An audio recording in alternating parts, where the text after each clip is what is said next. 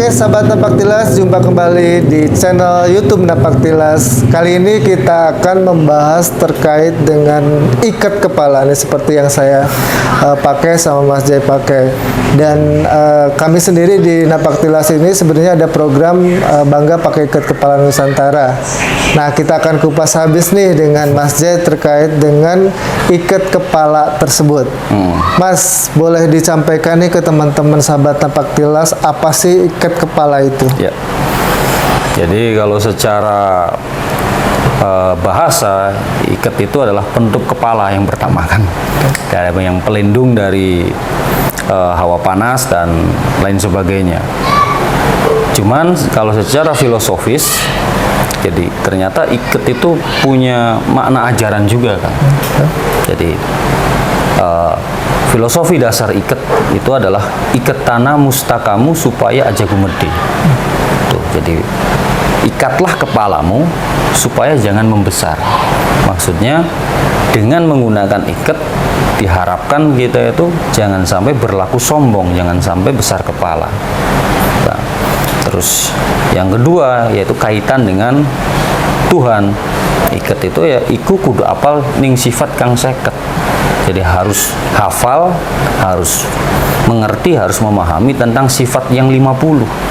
Jadi sifat 50 itu kan 20 sifat wajib bagi Allah, 20 sifat mustahil bagi Allah, 1 sifat jais bagi Allah. Itu udah 41. Dan selanjutnya 4 wajib bagi Rasul, 4 mustahil sifat bagi Rasul, dan 1 sifat jais bagi Rasul. Jadi 9 ditambah 41 sama dengan 50. Jadi pada perkembangan selanjutnya nanti di setiap daerah, khususnya Cirebon, ternyata ikat itu pun memiliki bentuk yang berbeda-beda dan memiliki filosofi yang berbeda-beda juga gitu kan. Makanya seperti yang sudah kami telusuri, ternyata mungkin dugaan kami gitu, setiap daerah khususnya di wilayah 3 Cirebon yaitu memiliki ciri khas ikat mereka masing-masing gitu. Ya, selain itu ikat juga sebagai ciri, makanya ikat itu juga dinamakan sebagai udeng-udeng atau udeng. Nah, udeng-udeng itu maksudnya adalah yaitu tanda, ciri wanci, ciri khas. Tuh, makanya setiap daerah seharusnya punya gitu bentuk ikat masing-masing dengan identitas masing-masing. Makanya yang ikat yang dipakai oleh orang-orang keraton itu juga berbeda dengan ikat yang dipakai oleh para ulama. Ikat yang dipakai oleh para ulama berbeda juga ikat yang dipakai oleh para petani dan seterusnya. Ya, jadi selain penunjuk identitas kewilayahan, kedaerahan, itu juga sebagai petunjuk identitas status gitu. Tapi sama sekali ini juga bukan berarti pengkotak-kotakan bahwa ini bangsawan atau pengkastaan gitu. Maksudnya adalah ya kita masing-masing memiliki kesadaran gitu bahwa saya sebagai siapa. Oke, jadi sebenarnya ada pelajaran yang tersirat juga di dalam ikat ya. Nah, itu kalau ikat dengan batik sendiri itu di kurun waktu sama atau beda nggak, Mas? Nah, kalau pemakaian ikat dengan motif batiknya, ya kemungkinan sih di waktu atau di masa yang sama gitu kan. Cuman balik lagi perkembangan motif batik dan bentuk ikat pun setiap zaman itu kadang-kadang berbeda juga gitu. Jadi motif pun memiliki variasi mungkin yang lebih banyak. Nah, ikat pun memiliki variasi yang lebih banyak juga gitu. Karena ya contoh misalkan ikat yang dipakai keraman yang ada di Gunung Jati atau penjaga makam Syekh Syarif Hidayatullah itu berbeda dengan ikat yang dipakai oleh para kemit atau juru kunci yang ada di Trusmi. Nah, berbeda juga nanti ikat yang dipakai oleh orang-orang yang ada di pesantren Benda Kerep gitu. Itu juga kan perkembangan ikat pun sebenarnya sih memunculkan banyak juga varian-varian baru gitu. Walaupun induknya itu kan banyak juga yang kita serap misalkan dari wilayah Pasundan atau yang kita serap juga dari wilayah Mataram zaman dulu seperti itu. Nah, cuman tetap memiliki makna dan filosofi yang sama gitu sebenarnya sih, jadi tidak jauh berbeda. Cuman ada juga penambahan-penambahan tentang makna filosofi tersebut gitu. Jadi sesuai dengan perkembangan zaman dan perkembangan bentuk ikat itu sendiri. Nah, kalau basicnya ikat sendiri itu kan batik bukan sih Mas? Batik. Nah, itu yang dipakai batik apa itu Mas? Nah, kalau untuk ikat yang dipakai sebenarnya sih bebas. Kalau untuk ikat untuk motif batiknya, cuman ada beberapa orang yang menegaskan bahwa yang terpenting tidak ada motif binatang. Oh. Karena ya itu tadi, masa iya binatang ditaruh di kepala kita gitu. Filosofi dasarnya seperti itu. Makanya kebanyakan yang digunakan ikat itu menggunakan motif-motif tumbuhan. Tuh. Jadi tidak ada ketentuan khusus juga sebenarnya sih. Cuman kalau yang biasa di masyarakat awam itu yang sering, yang pernah saya lihat di foto-foto zaman dulu gitu, itu kebanyakan menggunakan motif kembang kawung. Oh, kembang kawung. Tuh. Jadi memang ya tidak ada gitu yang menggunakan motif yang bergambar binatang.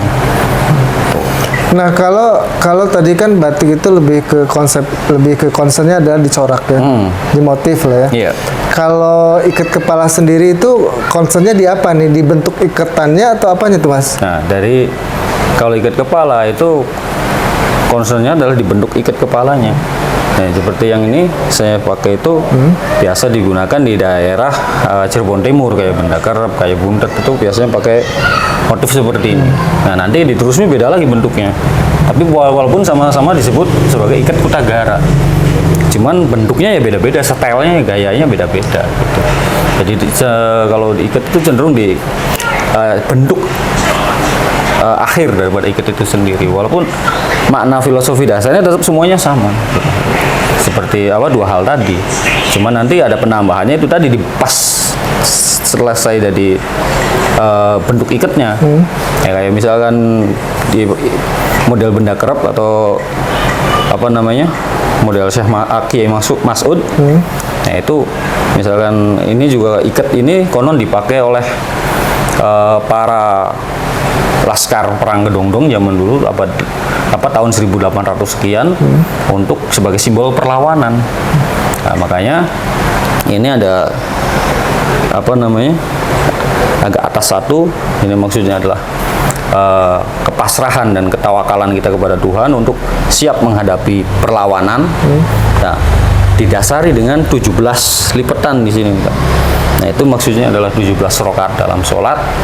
Nah, setelah itu kita ikat menjadi satu dengan menuju kepada ikhlas lillahi ta'ala. Dari simbol huruf alif itu sendiri, bahwa alif itu simbol bahwa kita ini ikhlas menuju kepada Tuhan dalam melakukan segala sesuatu, khususnya perjuangan saat itu. Nah, dari bentuk ikat tadi Mas Jay sampaikan ada berapa bentuk ya? Ada apa aja itu bentuk ikat sendiri? Secara garis besar, kalau khususnya di Cirebon itu ada senopaten atau yang biasa dipakai oleh orang-orang keraton, baik itu dari tataran tertinggi sampai prajurit. Nah, nanti di kalangan ulama atau santri ada disebut kutagara. Nah, nanti untuk masyarakat luar, masyarakat umum itu ya macam-macam juga, nanti ada pelarak singkle, atau di Jawa Barat Pasundan dikenal Brambang Semplak. Terus Brambang Semplak juga nanti banyak variannya gitu kan. Nah, terus apa namanya,